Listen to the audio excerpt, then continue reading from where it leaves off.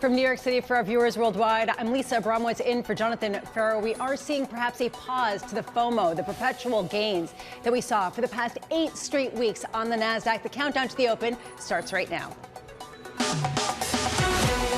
Everything you need to get set for the start of U.S. trading. This is Bloomberg, the Open with Jonathan Ferro.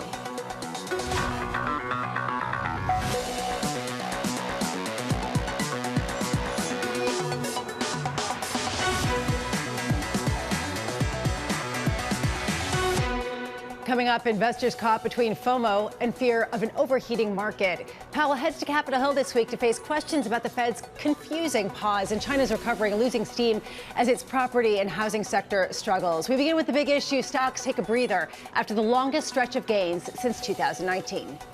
We do have to take into context the strong rally that we've had so far. It's a very narrow stock market. The leadership, as you know, is too narrow. Very narrow, tight, speculative leadership. It's been so centric to big tech and a couple other industries. Once the S&P broke out, then you need a hook, right? So the hook was AI. AI-driven stocks are giving us a boost. It's also a huge question mark. I'm not sure why we can't get this broader market rally. This is not what bull markets are made of. I wouldn't be marking this as the start of a big bull market. There are headwinds. The real data under the hood is ugly. I'm very concerned that we are going to see a hard landing. The market's having a little bit of a summer fling that ultimately ends in heartbreak in the fall. We're not out of the woods yet. Joining us now, Franklin Templeton's Sonal Desai and Matt Miskin of John Hancock Investment Management. Matt, I want to start with you. You said that, in your view, the biggest risk to the market today is a lack of risk being priced in. What are you saying when you talk about that, given the run-up we've seen so far? Yeah, Lisa, when you think about the VIX at 14, high yield spreads at 400 basis points, and now the PE ratio on the S&P 500 reaching a one-year high, about 19x, there's just not a lot of risk being priced in. And right now, the time to fix a roof is when the sun is shining. When we look at portfolios that have been overweight risk, that have actually done well this year, you've had to have real risk on to do well and outperform this year. We would look to trim into some of this strength and redeploy into higher quality fixed income, take some chips off after such an exceptional run. Sonal, do you agree with that? Is that sort of your sense that perhaps it's gone a bit too far at this point? So here's the thing, Lisa, I'm not going to comment on the equity market, but I would say on the issue of higher quality, we have been positioned that way for a while, but I would not confuse higher quality automatically with longer duration already. I know that accepted wisdom at this point is that duration will rally from here, but I actually am not sure about that at all. I still see the market pricing 150 basis points of rate cuts starting already from the last quarter of this year. That's too much too soon.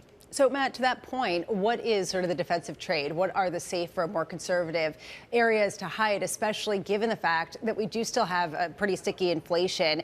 And a lot of people have been talking about some of these tech names that have driven the rally as being the havens, as being the defensives. I know, right? And I think quality as a factor is working in the equity market, which would usually translate to the bond market. What's interesting in the bond market right now is CCC high yield bonds are the best performing part of the corporate bond market. So it's high yield, it's bank loans. There's very little higher quality parts of the bond market that are outperforming. And I think for us, that looks like an opportunity.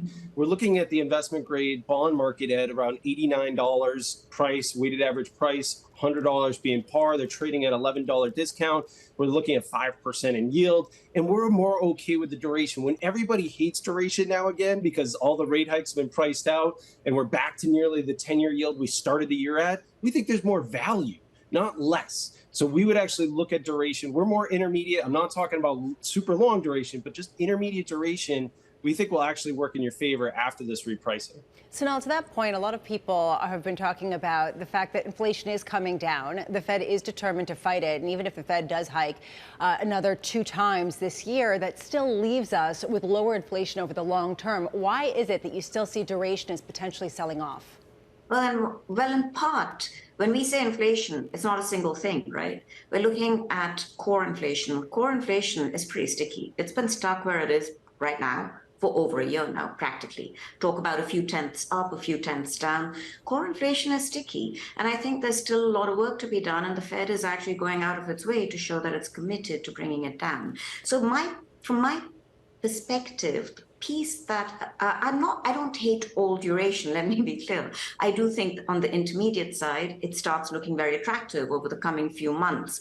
I just think that the market still needs to internalize that the Fed is not going to be racing towards a series of rate cuts. So we're still not really listening to what the Fed is telling us. I think that's my point. And that's something that we heard about that earlier this morning as well, that perhaps people are still fighting the Fed. And there's this feeling that if the Fed does keep rates higher, Matt, that will impede some of the valuations here. Is that one of the risk cases here? Or do you think that it's just simply that people are not pricing in a landing of any sort? They're not pricing in any kind of pain inflicted by some of these rate hikes? Yeah, Lisa, I mean, in your seat, you must hear this all the time, the merry-go-round of no landing, soft landing, hard landing, back to no landing all over again. And you and John probably just sit here and just like, wow, this is amazing to watch. But what we're at right now is the no landing component.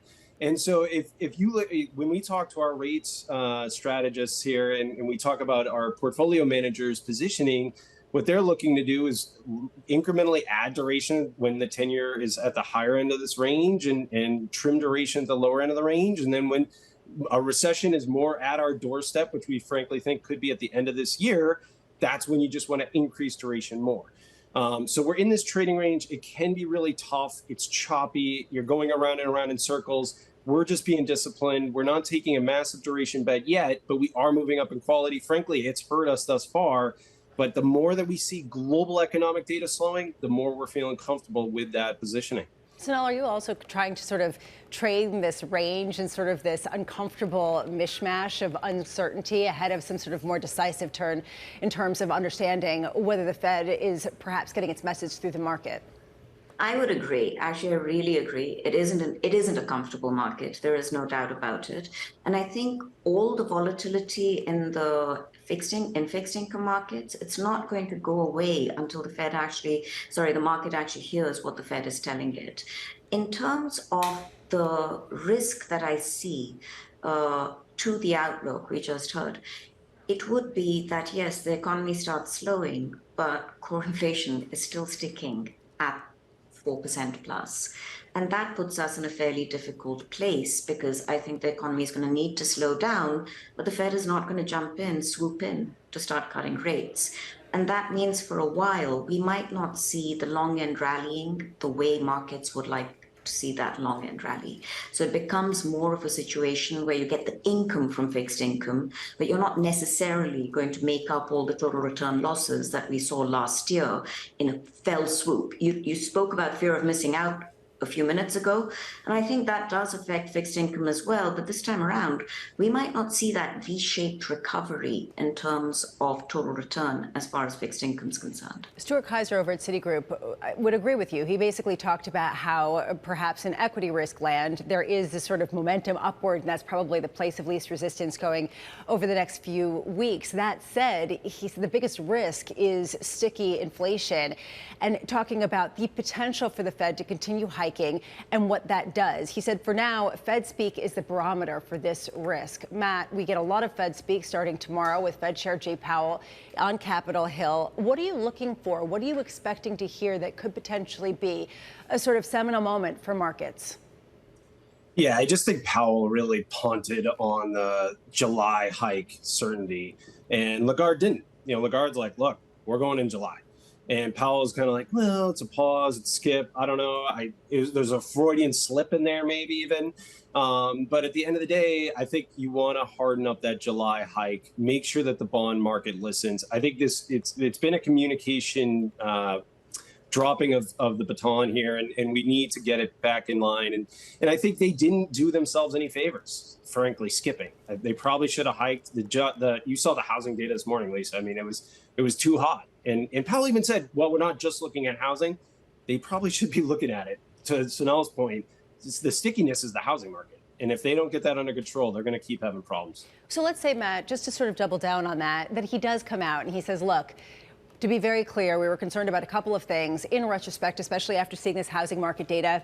Unclear whether we should have probably skipped, paused, whatever you want to say, or whether we should have just raised rates. What's the market response? How significant is it? Yeah, I think the stock market at least starts waking up to the real yields in the 2-year, and that the short ends come up so much. And I think that does present more volatility. And so, you got to have other options besides high quality tech on the equity side. We look at mid cap value, the onshoring piece, that's actually driving some of that housing data. That we think is a nice complement if you do see a rotation out of some of that tech stocks that have just run so hard on would have been usually lower rates, but it hasn't been happening. Sonal, what's your sense of that? I mean, do you agree that that's sort of going to be the communication from him and that's going to be the market response?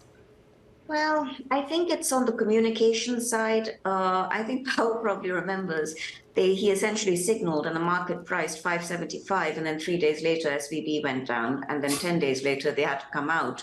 I think he might be a bit reluctant to literally come out and say that, but we've got a host of Fed speakers between now and Sunday, including Powell, and I'm pretty sure that they're all going to be pointing in the direction that Matt was talking about. And in that environment, I think his call on markets is probably correct. The question is to what extent bond markets start repricing as well. And so far, they've been really reluctant to price out rate cuts. Yeah, that's been something that we've seen. To Matt's point, Sonal, how much is the housing data that we saw this morning, a massive upside surprise when it comes to housing starts, as well as building permits, how much is that going to underpin some sort of Fed move when they categorized it as a weakening market in the previous press conference? I think they will probably not comment on it. It is a single data point, so I wouldn't be surprised if they just skipped talking about the housing market. There's no doubt that this is strong data, right? It continues to feed into the narrative that, on the whole, housing, new starts especially, are not going to be the first place which collapse, mainly because there's a massive underlying shortage in terms of deliverability of housing. So I would just say that on that, they may choose simply not to address it, though there are so many speakers. Again, somebody will have to. Sonal Desai, Matt Miskin, both of you are sticking with us to push the day forward as we do chart toward the open, which is in about 18 minutes. Joining us now with a look at the stocks moving ahead of that, here's Abigail Doolittle. Abby. Hey, Lisa. Well, we do, of course, have the futures down just a little bit. But before we take a look at what's dragging, let's look at one stock that's popping. That is PayPal. This is KKR has agreed to buy up to 40 billion euro of PayPal's pay later loans. That equates to about $44 billion. And PayPal expects $1.8 billion in proceeds from the transaction, which they could use for buybacks later this year. To the downside, though, we have Nike. Morgan Stanley sees inventories weighing on margins. Channel checks in both North America and Europe are showing Morgan Stanley this. And then Palantir off the lows, but down about 1%. This is Raymond James. Downgrades to a outperform from a strong buy. So it doesn't sound like so much of a downgrade, Lisa. But the analyst there is citing valuation, noting that the stock has soared more than 120%, like so many other stocks this year, but in this case off the May low. Abigail, thank you so much. Coming up, as we were just speaking about, another big week for the Fed with Powell heading to Capitol Hill. I don't want to deal with hypotheticals about different ways data might move out. So we of course we don't go out of our way to surprise markets or the public. At the same time, our main focus has to be on getting the policy right. As Peter Hooper of Deutsche Bank said, it was awkward when they took a pause. From New York, this is Bloomberg.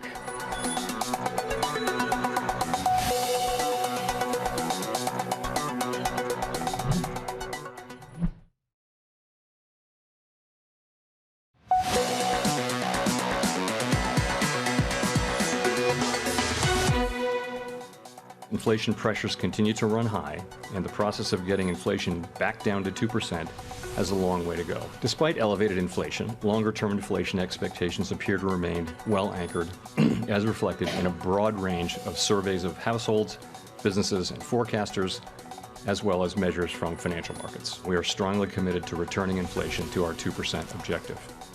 Another big week for the Federal Reserve Fed speak, plus Chair Powell heading to Capitol Hill, where he likely will be grilled about last week's rate pause. Meanwhile, Fed Governors Jefferson and Cook, alongside U.S. Representative to the World Bank, Adriana Kugler, they are set to face the Senate Banking Committee as part of their confirmation process. Joining us now is Bloomberg's Michael McKee with more. Before we get to all of the Fed speak, Mike, just in the data that we got this morning, how much does that really undermine this idea that perhaps there is this immaculate disinflation that is picking up speed?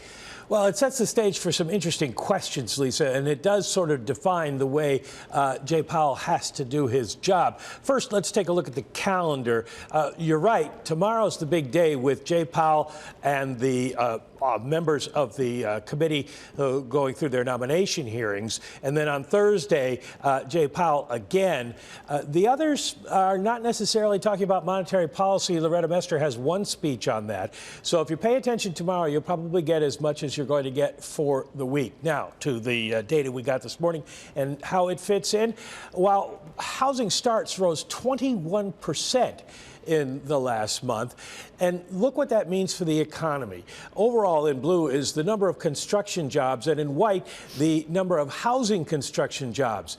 They've been very, very strong. And now look at the yellow line. That's the heavy and civil engineering jobs that are getting put in place by the IRA, the Infrastructure Act that Joe Biden passed. And we're seeing the kind of hiring that's still going on that is going to boost the economy and keep it stronger, perhaps, than people think, which leads us to this, and this is just a follow on from that chart there. These are lumber futures. Notice how they've been coming down, and now they're going back up again. Inflation could be sticky. So Jay Powell has to deal with Democrats saying, look at all those jobs that have been created, don't get rid of them, and Republicans saying, look at inflation, you got to do something to bring that down. What does Jay Powell say about both of those things? We'll see if he has anything more than he offered in his last press conference last week. Michael McKee, you've been talking with a lot of different economists. You have a great intel into basically the zeitgeist of that field. How much do people believe that a pause was a mistake, that they should have hiked last week? Probably got about 50-50. A lot of people think that the Fed has probably gone far enough because the cumulative response to all of the interest rate increases that they have done has yet to hit the economy. And then there are others who think that if you were going to raise rates, just do it, because dragging it out isn't going to help. If the economy really needs that additional 1 or 2 rate increases, sooner would be better. But right now, we've got the skip. We look ahead to July and what they do then. Michael McKee, thank you so much, as always. Still with us, Chanel Desai and Matt Miskin. Chanel, from your vantage point, what are you looking for to confirm or, frankly, to rebut your feeling that there is this stickiness that the Fed's going to have to deal with for a lot longer than just simply the remainder of this year?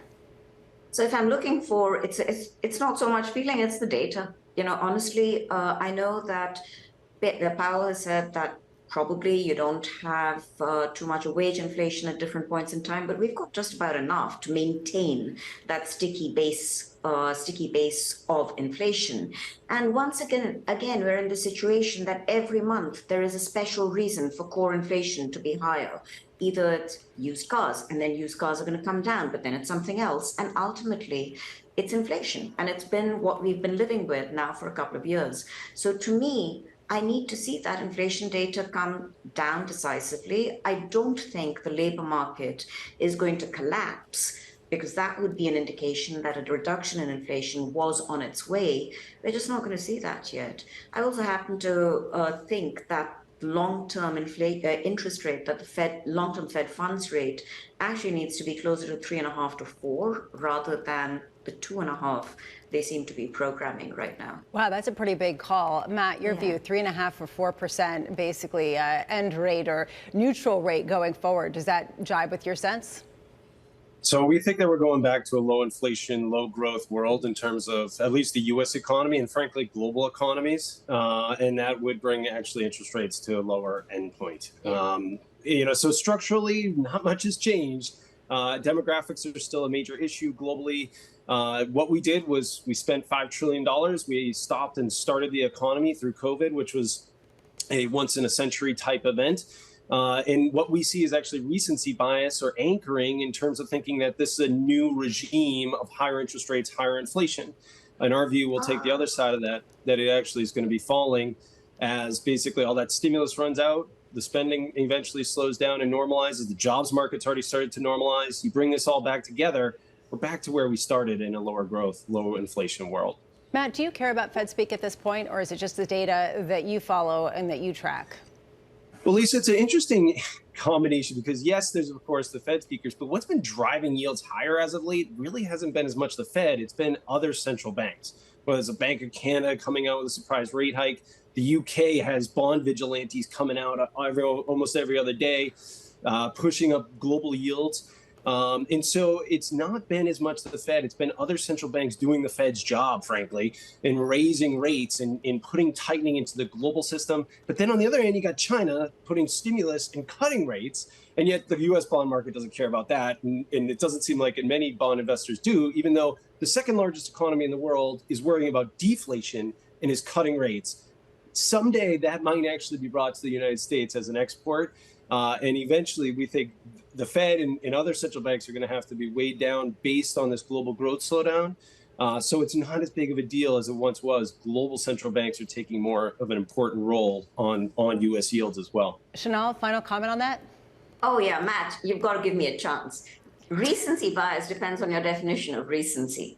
I'd say the market is suffering from recency bias, and that's over the last 15 years when we've had real rates on average at around 0.5%. Pre-global financial crisis from the 1950s, real rates ran at around 2.5%. To get to 2.5, you need to get back to real rates being 0.5% in a 2% inflation world. I just don't think that's where we're going. Well, I do want to get Matt's view, although we do unfortunately have to leave it there. Chanel Desai and Matt Miskin, both of you, thank you. I'll have to bring you back on to have a battle of the long-term inflation expectations and Fed rates.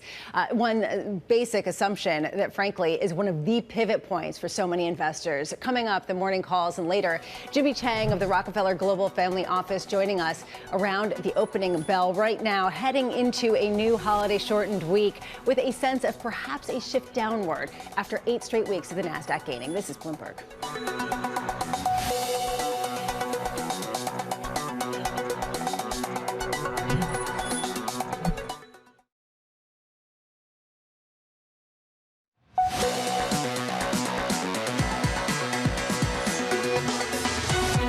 The FOMO trade taking a breather about 35 minutes or 5 minutes ahead of the opening bell. We are looking at a softer tone. S&P down 0.3%. NASDAQ just trying to catch up as we really come off one of the biggest winning streaks going back to 2019. Bonds, you're seeing a bit of a lift higher in 2-year yields, 4.72 as people reassess ahead of Fed Chair Jay Powell starting tomorrow. First up, let's take a look at the morning calls. Citi upgrading Philip Morris to buy with an $117 price target, expecting stronger momentum following a lackluster first quarter. Next up, Raymond James downgrading Palantir to outperform from strong buy with an $18 price target. The analyst struggling to find a near-term catalyst. And finally, Truist lowering its price target on Humana to $530 from $590.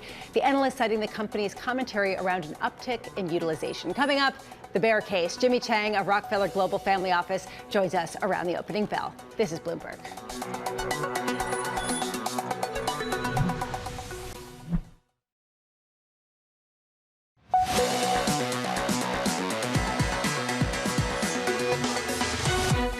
27 seconds until the opening bell. We are seeing a softer market after 8 straight weeks of gains. We are seeing S&P futures leading the charge lower, down about 0.4%, the same as the Russell, with a little bit lower of a gain for the NASDAQ 100. In bonds, no drama ahead of what we're expecting to see from Fed Chair Jay Powell. We are seeing yields marginally higher at the front end, lower on the long end as people chart out the fight for the Fed to bring down inflation. 3.74% on the 10-year. Crude is lower by just a touch, 1.2%, $70.95 traded on the NYMEX. And a bit of dollar strength, but this has been bouncing around all morning versus the euro after a pretty big week last week in terms of euro gains. What we are seeing is one stock at the open, Alibaba, the Chinese e-commerce giant, seeing a C-suite shakeup. Analysts at Forsyth Bar Asia writing that the move brings, quote, old management back to the stage, saying, quote, not sure whether it is a good thing for Alibaba, given now the key should be new growth drivers and the restructuring plan. Abigail Doolittle is back with us. Abby, what's the latest? Well, Lisa, investors seem to agree with that uncertainty because the stock is down despite the fact that we have this announcement. Now, of course, we've all known for months that the company is planning on breaking itself into 6 different pieces, including the cloud and other pieces, hoping to juice growth and profitability. This stock now down more than 70% since its peak back in late, I believe it was 2021. And that was, of course, when Jack Ma went into hiding in Beijing, all of the tech regulations there. But the question is whether or not the new chairman, Joseph Tsai, a longtime confidant of billionaire co-founder Jack Ma, can bring the growth and the profitability desired. And in terms of these different companies spinning out, 5 could, in fact, IPO. But with the stock's reaction being down, it seems as though investors are not clear that the path forward is clear. It will be an interesting one to continue to watch, Lisa. Thank you so much, Abby. Let's take a look at retail, particularly Nike. Shares falling from a warning after Morgan Stanley said there are concerns about inventory problems. The analysts writing that slowing demand has left a, quote, sizable inventory glut across the industry that is currently being promoted away. Let's get a sense of that. Turning to aviation, Boeing, just one of the many names making moves at the Paris Air Show. The company signing a firm order with Air Algérie for 8 737 MAX 9 aircraft. Meanwhile, Boeing says it's prepping to accelerate 737 production soon after a recent supplier issue slowed deliveries. Katie Greifeld joining us with more. Katie. So this is the first firm order announcement for Boeing at this year's Paris Air Show. Of course, the order is for 8 737 MAX 9 aircrafts, in addition to 2 converted 737 flights. And of course, these are 2 companies that have worked together since the 1970s. I'm not quite sure if I can nail the pronunciation here, but Air Algérie is also considering wide-body purchases to expand in the future. So some good news finally for Boeing at this Paris Air Show. And it's not just the airline, of course. You also had aircraft leasing company Avalon announced today an order for 40 737 MAX airplanes. That's its first 737 MAX order since 2017. So a long time coming there. Boeing shares not moving too much today, down slightly less than 1%. This is a company that is up 60% over the past year, Lisa. Katie, thank you so much. Turning to the automakers, EV maker Rivian joining legacy automakers like Ford and GM, signing an agreement to join Tesla's supercharger network. Ed Ludlow with more, joining us now. Ed. Yeah, good morning, Lisa. Rivian shares up by more than 2%, pushing towards their highest level since April. It is a domino effect. Rivian signing an agreement with Tesla that would see them adopt the North American Charging Standard, or NACS standard, in production models of their current generation R1 T1S and then future generations of the R2 from 2025. In the interim, Rivian drivers will have to use an adapter, but they will have access to the Tesla supercharger network in North America, around 12,000 superchargers. Interesting, though, to see the reaction in both Rivian shares up 2.3%, Tesla slightly higher, about a percentage point. But Rivian will still continue to build out its own network of chargers, which will be based on the CCS standard. So they're doing both, going with the Tesla technology like GM and Ford, but continuing to build out their own network as well. Ed, thank you so much. Meanwhile, FedEx set to report earnings after the close today, a key indicator, especially because it's expected to report lower earnings year over year, with investors likely focusing on guidance into the next year. Joining us with more is Kaylee Lyons. Kaylee. Well, Lisa, yes, earnings are expected to be down 29% from the fiscal fourth quarter period a year ago to $4.87 a share. And revenue was seen falling about 7% as the demand this company enjoyed during the boom times of the pandemic has faded. Now, it is worth noting in the prior 2 quarters, FedEx has beaten expectations quite remarkably. It was 26% higher, the profit in the period in March than expectations. So we have to keep in mind that there is the possibility of a repeat there. We'll see whether or not that is the case today. But as you alluded to, it really is going to be the forward guidance that is going to be key. How much profitability by cost cutting does this company realistically think it should capture, especially in the express business? What kind of margin expansion there could we see? That is something our own analysts here at Bloomberg Intelligence are paying special attention to. And of course, we'll also be paying attention on the call to any real commentary around the demand picture and the health of the economy. As you said, this really is a bellwether company. It's also worth noting that up to the report today, this is a stock up 35% on a year-to-date basis, and ahead of the print after the bell today. We are adding just slightly to those gains, up just about 0.25% here in the first few minutes of trading, Lisa. Kaylee, thanks so much. This is going to be a really important indicator, especially because it is viewed as an economic bellwether. On that front, Jimmy Chang of the Rockefeller Global Family Office has been cautious in his outlook, writing, quote, "The strong risk rally since mid-March was fueled by a temporary surge in liquidity. Fundamentals have actually decelerated further during this period. Various leading indicators are still pointing to a recession later in the year, which is our base case." I'm so pleased to say Jimmy Chang of the Rockefeller Global Family Office joining us now. Jimmy, how much pushback do you get at this point when you double down on a more cautious approach? Landing camp, so it's getting less popular of a call. But recall at the start of the year, the consensus was that the U.S. economy will probably fall into a mild recession by mid-year. That turns out to be wrong.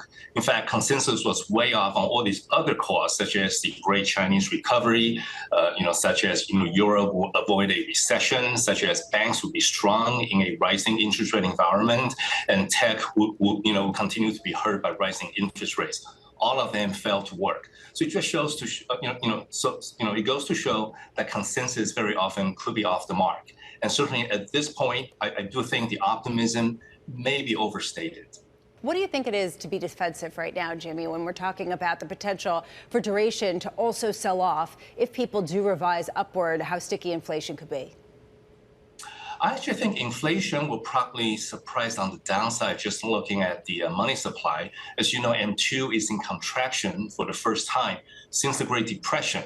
Now, we know that the overall money stock is still very elevated versus the pre-pandemic level, still above trend. But I do think this continued deceleration or contraction in money supply will place pressure on inflation. And in fact, when you look at real-time indicators such as trueflation measures, it's in the twos right now, around 2.5%, coming down from about 12% a year ago.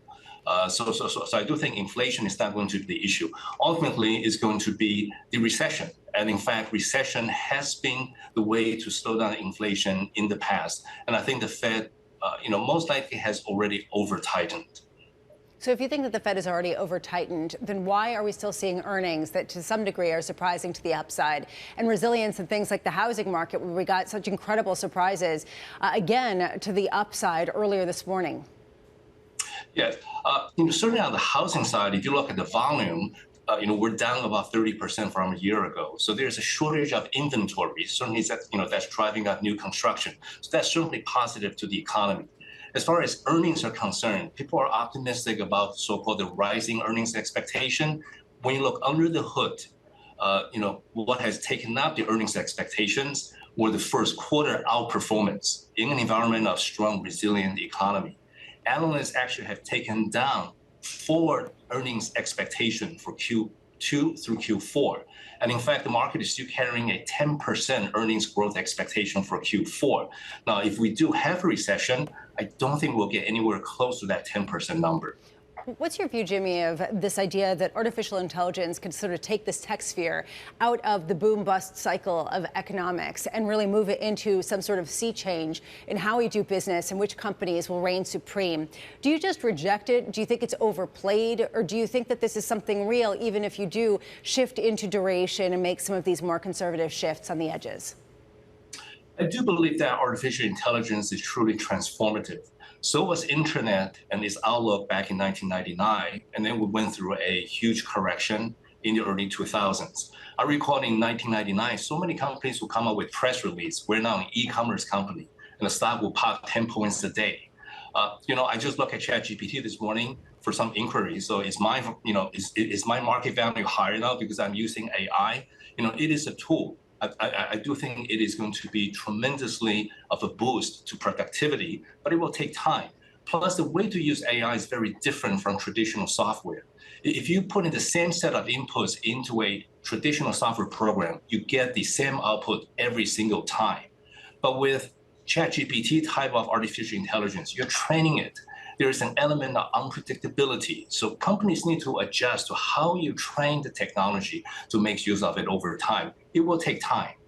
So at that point, do you think that there's going to be sort of a catalytic event when you do have companies, the AI-driven companies, at least when it comes to their gains, come out and say that and say that they are not necessarily seeing the earnings boost just yet. Do you think that that's going to be sort of the tipping point in markets that have been turbocharged by that promise? I think ultimately the tipping point for the market is the economic cycle and earnings expectations.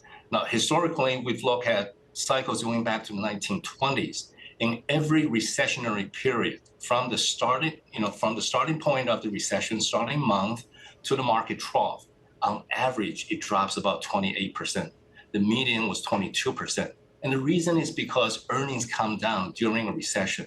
Now, this time around, we may just be different, but I'm kind of old school. I look at the leading economic indicators. They're pointing to a recession. I look at forward indicators such as the policy, on the policy front, student debt repayment coming in the fourth quarter, late third quarter, along with potential depletion of excess savings. In fact, I would argue, if not for the excess savings, we would already be in a recession. And the San Francisco Fed estimates that we have about $500 billion of excess savings at the end of the first quarter. That came from about $2.1 trillion at the in the summer of 2021. So for the remainder of the year, especially during the summertime, we'll probably benefit from the use of this excess savings for vacation. People still consume quite a bit, but at some point that gets depleted. So when we look at the 1-2 punch of the student repayment coming in the fourth quarter and the potential drainage of the excess saving, down to zero, that's quite a bit of headwinds. Just want to bring this to you before we continue our conversation. There is this breaking news coming from the New York Times and CNN saying that Hunter Biden will plead guilty to some misdemeanor tax charges. And the Department of Justice is charging Hunter Biden with federal tax and weapons offenses. This from the Associated Press. He is expected to plead guilty to 2 minor tax crimes and admit to a gun charge. We will be talking about this coming up as we talk about some of the political headwinds domestically here in the United States. Just once again, this is the son of current President Biden. He will be charged with federal tax and weapons offenses by the Department of Justice. We're speaking with Jimmy Chang of the Rockefeller Institute and investment firm. And I'm wondering, Jimmy, from your vantage point, as we talk about some of the domestic headwinds, how do you account for it in investment theses in terms of both the election coming up, in terms of the international relations with China, and how you game out what exactly the center of gravity is going to be? Well, I think the market has already discounted the more difficult relationship with China. And obviously, everyone's worried about potential black swan events, such as an attack on Taiwan. That's obviously difficult to position for, and you don't know when that could happen. So overall, on the international relationship side, I'm actually more worried about what's happening in Ukraine. At least so far, the news flow, which has been very mixed and confusing, seems to indicate that the much anticipated spring offensive is not going well. So what does that mean to the contour of how things play out in Europe? And there's also going to be another winter. And is Europe going to get a break again from the warm weather or not? Because certainly the Russian gas flow, the natural gas, is not yet flowing back, to Germany. So potentially there's some issues out there. And so when it comes to domestic politics, Jimmy, do you basically discount it and what that is going to mean for fiscal spending heading into the next election, let alone the international picture, but really just in domestic in the United States? I think the Biden administration, through the Inflation Reduction Act, has really loaded so much stimulus going into the election year. And I do think the House Republicans are trying to curtail some of the spending, and that's a potential budget battle later in the fall. And obviously, the election next year will be extremely contentious. And I do think in the long run, that has an impact on psychology, on valuations, because there is the sense that America is currently being mismanaged. Jimmy Chang, thank you so much for taking the time. Coming up, China in focus as the U.S. decouples and Europe de-risks. I think there's no way around dialogue. Dialogue is super important to do that, to get back to the table if you want. I wish sometimes, as I lived a lot in Asia, that the Germans also understand that it is not always better or worse, it's just different. That conversation coming up next will also be touching on Hunter Biden and the latest with the Department of Justice, as well as the trial date for the former President Trump. From New York, this is Bloomberg.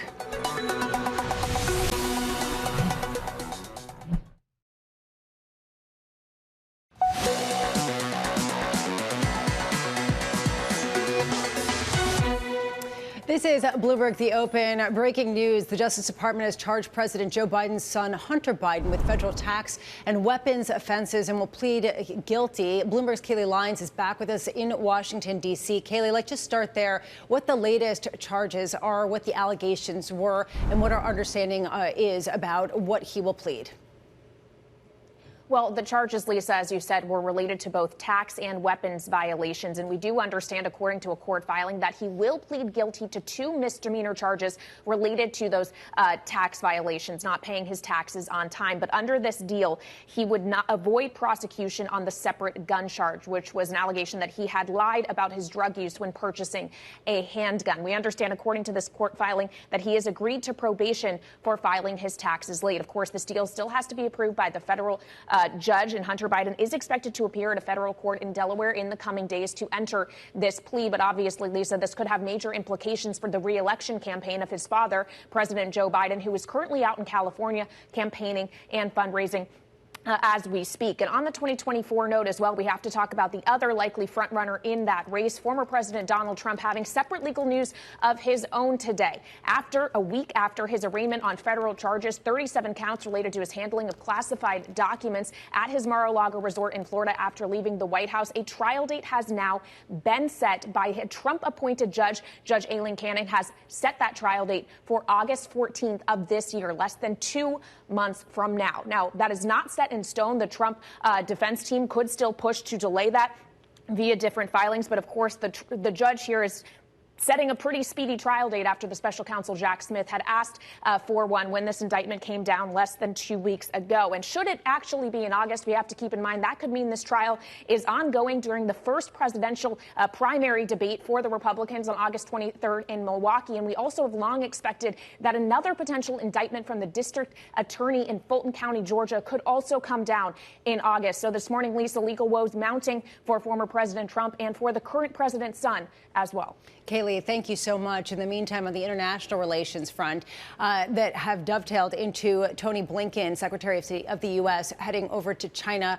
Olaf Scholz is hosting one of the key officials of the Chinese Premier, Li Qiang, and joining us now to really talk about what the ramifications and the intel is. Oliver Crook joining us now from Berlin. Ollie, what are we learning? That's right, Lisa. So this meeting was always going to be about signals rather than substance. We're not really in a stage where we're going to get big signed agreements, going to get big, rollouts with this relationship. But basically, it is significant. And the Chinese Foreign Ministry wants us to read into the fact that for this premier's first trip abroad, he has chosen Germany as the first location. These are Merkel-era level talks that were between the German government and the Chinese government.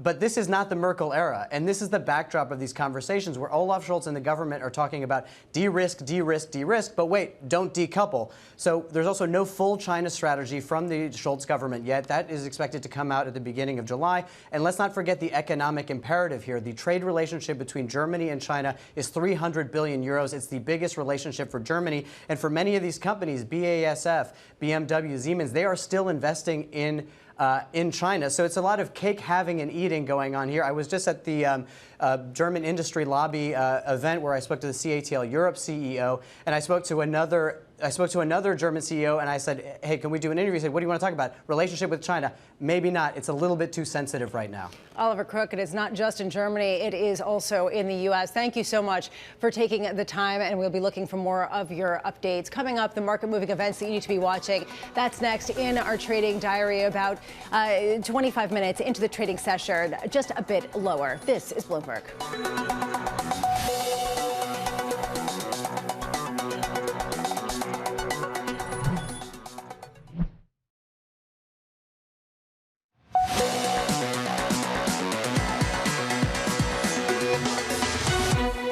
Bloomberg The Open. We're about, 25 minutes into the trading day. What you could see is softness, 0.4% decline sticking in the S&P, although the Nasdaq has retraced a lot of those losses as the session has gone on. In the bond world, you have seen kind of a split field here with people looking for potentially more rate hikes, and yet all of the major benchmark issuances all lower on the day. You can see 2-year, 10-year, and 30-year all lower, led by the 30-year. Time now for the trading diary you need to be watching this week. FedEx earnings coming after the bell today. Fed Chair Jay Powell testifying before the House Financial Services Committee tomorrow.